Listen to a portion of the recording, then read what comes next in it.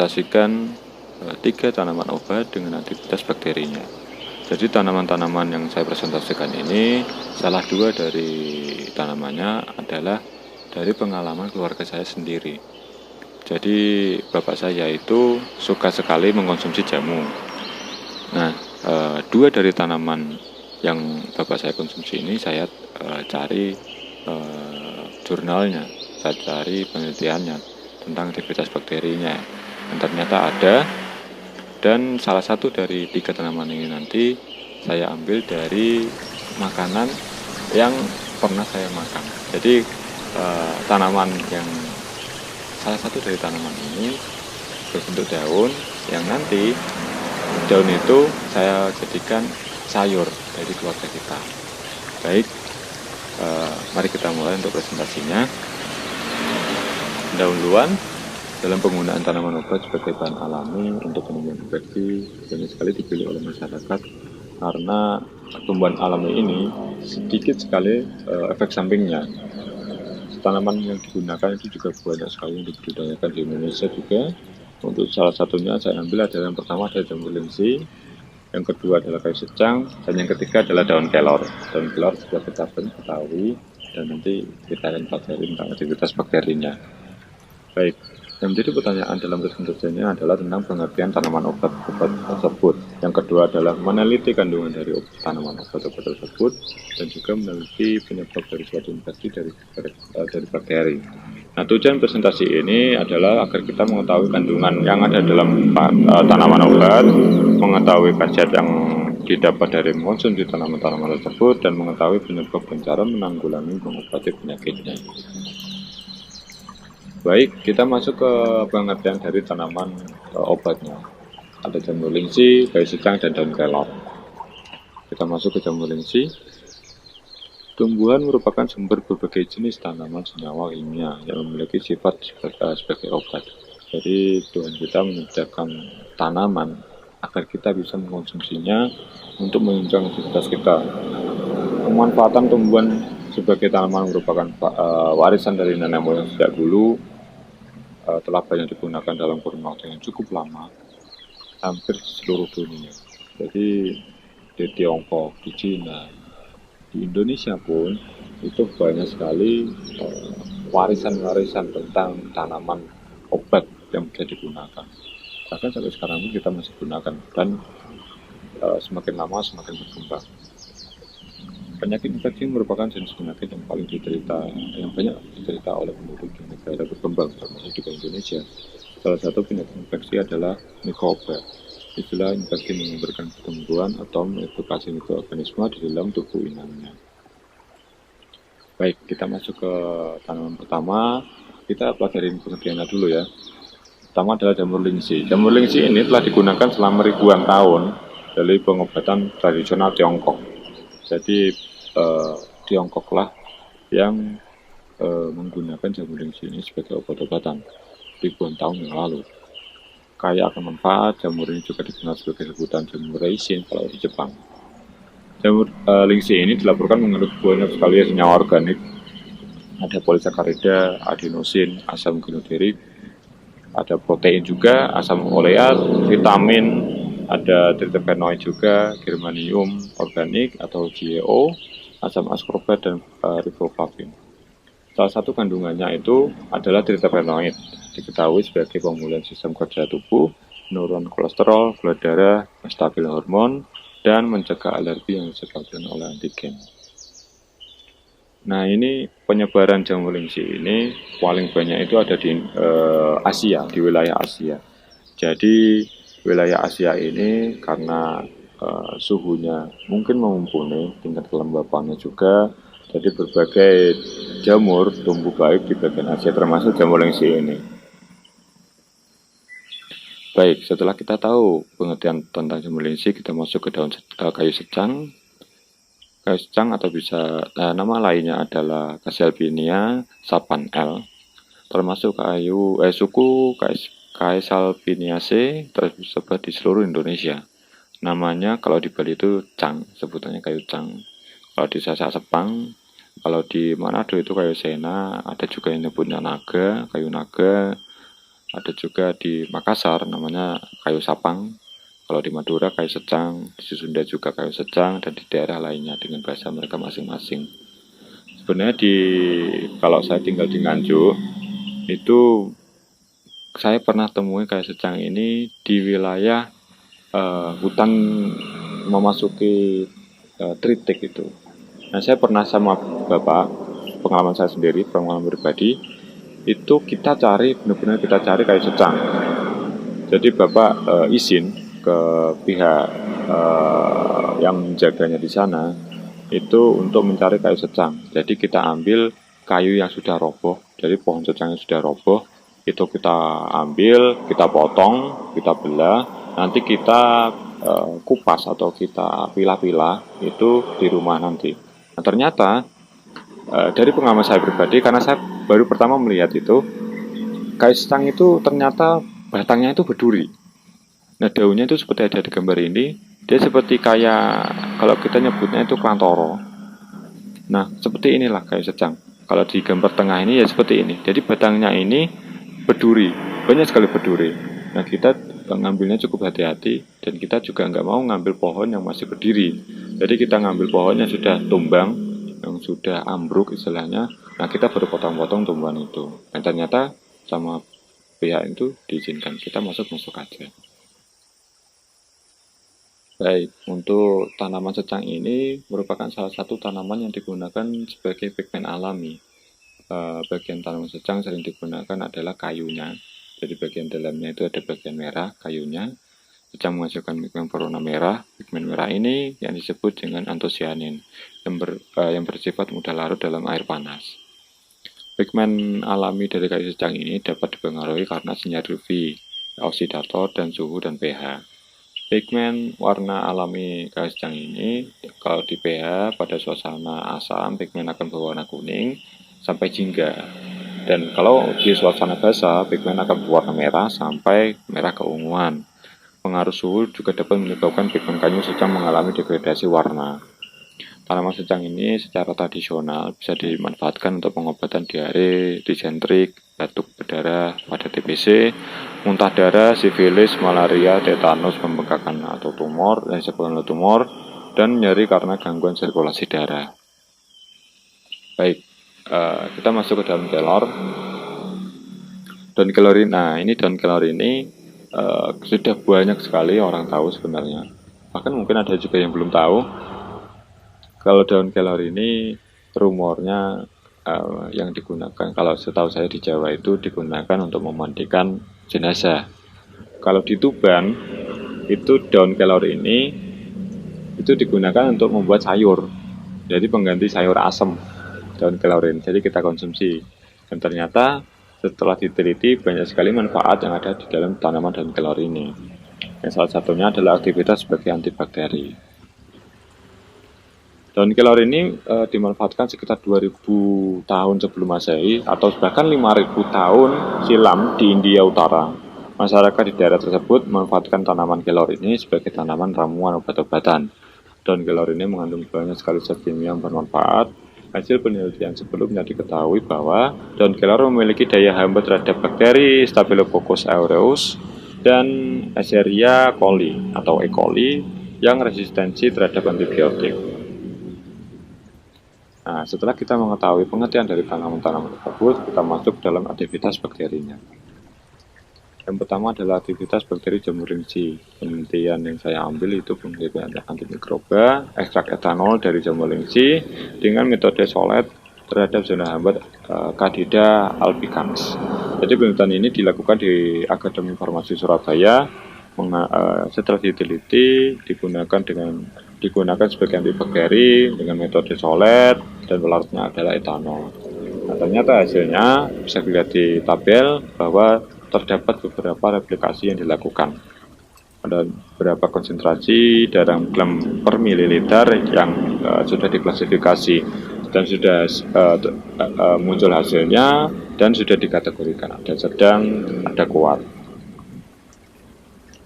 Untuk aktivitas bakteri jamur lingsi ini, dari penelitian yang telah dilakukan, senyawa yang terdapat dalam jamur lingsi ini diantaranya adalah polisakarida dan triterpenoid. Tetragonoid ini adalah senyawa yang mempunyai fungsi sebagai antimikroba. Terbentuknya zona hambar terlihat dari zona bening. Setelah dilakukan penelitian tersebut, zona bening yang ada di sekitar kertas cakram dipengaruhi karena adanya senyawa terpenoid itu, mempunyai mekanisme kerja terhadap bakteri. Jadi rusaknya porin yang sebagai pintu masuk senyawa akan mengurangi permeabilitas dinding sel bakteri dan mengakibatkan sel bakteri akan kekurangan nutrisi sehingga pertumbuhan bakteri menjadi terhambat bahkan sampai mati. Baik, kita masuk ke aktivitas bakteri kayu secang. Penelitian yang saya ambil adalah pengujian potensi dijemur ekstrak kayu secang terhadap Aspergillus niger dan Candida albicans. Jadi metode yang digunakan adalah metode difusi. Caranya itu cawan Petri diisi 15 ml media PDA dibiarkan memadat. Setelah memadat, padatan itu dibuat sumur difusi masing-masing 4 buah di setiap cawan Petrinya menggunakan korpor. Nah, setiap sumur itu diisi dengan ekstrak uji sebanyak 50 dan dihasilkan hasil uji tersebut bahwa kita lihat di tabelnya ada beberapa jenis senyawa metabolit yang diteliti. Ada alkaloid, flavonoid, quinolone, monoterpen dan sesquiterpen, polifenol, saponin, steroid dan triterpenoid, ada juga dikatamin. Nah, diuji dalam simplisianya, diuji juga dengan ekstrak pH air 3,0 dan juga ekstrak air dengan pH 7,0. Bisa kita lihat ada beberapa uji yang berefek positif dan juga ada yang negatif. Untuk steroid dan terpenoid ini semuanya negatif dan untuk flavonoid semuanya positif. Dari pH air 3,0 dan air pH 7,0. Lalu pengujian potensi ekstrak kayu secang ini untuk air mineral 7,0 dengan konsentrasi sudah di-list ada 5, 10, 15, 20. Nah, ternyata ada dua mikroba yang diuji, Aspergillus niger dan Candida albicans. Seperti dilihat dari tabel, menunjukkan bahwa adanya aktivitas antimikroba dari ekstrak air dan etanol. Sapan ini, kayu secang ini dan Mimosa peduca L terhadap Staphylococcus aureus, Bacillus thuringiensis dan E. coli, Pseudomonas aeruginosa dan bakteri-bakteri lainnya. Dari ekstrak etanol, petroleum ether dan air, kayu secang ini bisa berefek terhadap Salmonella typhi juga. Ada Streptococcus pyolegalis, ada E. coli dan bakteri-bakteri yang lainnya. Ada juga Aspergillus niger juga. Hasilnya seperti berikut dengan pH air 3,0 dan pH air 7,0. Baik, untuk daun kelor ini selain tadi dibuat sayur, juga ada efek antibakterinya. Untuk jurnalnya saya ambil dari Antibacterial Activity of Moringa leaves extract again Pseudomonas aeruginosa. Jadi dilakukan uji bakteri pada Pseudomonas aeruginosa dengan media nutrien agar atau Na. Yang pertama dilakukan sterilisasi menggunakan autoclave dengan suhu 121 derajat Celcius selama 15 menit. Lalu suspensi bakteri dengan uji mengambil satu oosit bakteri murni, kemudian ditanamkan dalam Na yang langsung diinkubasi selama 24 jam dengan suhu 37 derajat Celcius dibandingkan dengan kekeruhan dengan ekstrak Macfarlane 0,5. Pembuatan media uji ini dan dibuat sumuran dengan secara pour plate media Na yang sudah dingin, dan suspensi bakteri diuji sebanyak 20 mikroliter ditambahkan secara bersamaan. Kemudian media Na ini dibiarkan hingga memadat lalu dibuat jemur bor sedalam 6 mm. Penambahan ekstrak daun kelor sebanyak 20 mikroliter per sumuran per lubang itu dengan konsentrasi ada 2%, 4%, 6%, 8%, dan 10%, serta kontrol positif ciprofloxacin 5 mikrogram per sumuran per lubang dengan kontrol pelarut etanol 70% sebanyak 20 mikroliter per sumuran. Lalu diinfusasi dengan suhu 37 derajat Celcius selama 24 jam. Pengamatan dilakukan dengan mengukur diameter zona hambat menggunakan jangka sorong. Diameter hambat adalah besarnya diameter yang diukur dikurangi diameter sumuran. Hasilnya dari uji tersebut. Nah, ini untuk aktivitas bakteri daun kelor. Bisa kita lihat ada diameter zona hambat, ada sudah dikategorikan resisten, intermediate, dan sensitif dengan pelarut positif. Lalu ada EDK tadi 2%, 4%, 6%, sampai 10%, dan hasilnya adalah ekstrak etanol daun kelor mengandung selama flavonoid, saponin, terpenoid, alkaloid, dan tanin. Lalu dilakukan uji bakteri pada bakteri aeruginosa tadi, Pseudomonas aeruginosa, dilakukan dengan mengukur zona hambat yang terbentuk setelah diinkubasi selama 24 jam. Hasil diameter zona hambat yang diperoleh dibanding dengan standar performa antibiotik ciprofloxacin dari Clinical Laboratory Standard Institute atau CLSI tahun 2012, di mana interpretasi daya hambat dikategorikan berdasarkan besar nilai diameter zona hambat. Nilai zona hambat ya sekitar kurang atau sama dengan 15 mm dikategorikan resisten. Zona hambat 16-20 mm dikategorikan sebagai intermediate, dan zona hambat lebih atau sama dengan 21 mm dikategorikan sebagai sensitif. Diketahui bahwa dalam ekstrak etanol dan kelor terkandung flavonoid, saponin, alkaloid, dan tanin. Nah, bisa kita lihat hasilnya di tabel 4% itu menghasilkan zona hambat 13,93. Lalu secara otomatis itu masuk ke dalam kategori resisten. Dan terbesar itu adalah 10% dengan zona hambat 19,60. Yang terbesar adalah kontrol positifnya. Lalu dengan 10% itu tadi 19,60 intermediat, dan kontrol positifnya 27,01 dengan kategori sensitif. Baik, kita masuk ke kesimpulan. Berdasarkan penelitian yang telah dijelaskan di atas tadi, ada jamu lingsi, ada kayu secang, ada daun kelor, menunjukkan bahwa ada pengaruh aktivitas antimikroba ekstrak etanol yang kalau dari jamur lingsi tadi dengan metode solet terhadap bakteri diterapikan. Pengaruh tersebut ditunjukkan dengan munculnya zona hambat dan bakteri juga mati. Pada ekstrak kayu secang memiliki potensi anti jamur. Ekstrak kayu mampu menghambat bakteri Niger juga, ada albicans juga tadi.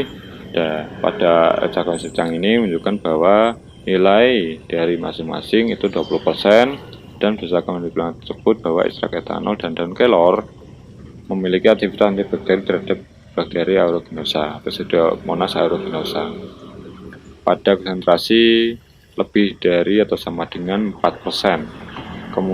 Kemampuan daya aktivitas antibakteri ekstrak daun kelor ini dikarenakan adanya kandungan senyawa flavonoid, alkaloid, saponin, tanin, dan terpenoid. Baik, itulah 3 tanaman yang menjadi tanaman obat yang saya gunakan, yang bapak saya sendiri gunakan, dan 1 tanaman yang bisa kita konsumsi yaitu daun kelor. Jadi nggak usah takut makan daun kelor, itu hanya ilusi saja. Ya memang kalau memang ada adat yang menggunakan daun kelor sebagai memandikan jenazah, enggak apa-apa, tapi ternyata setelah diteliti daun kelor juga ada manfaatnya bagi tubuh kita. Baik, itu saja presentasi dari saya. Bila ada salah kata ataupun salah penulisan ataupun salah dalam presentasi, saya mohon maaf sebesar-besarnya. Wassalamualaikum warahmatullahi wabarakatuh.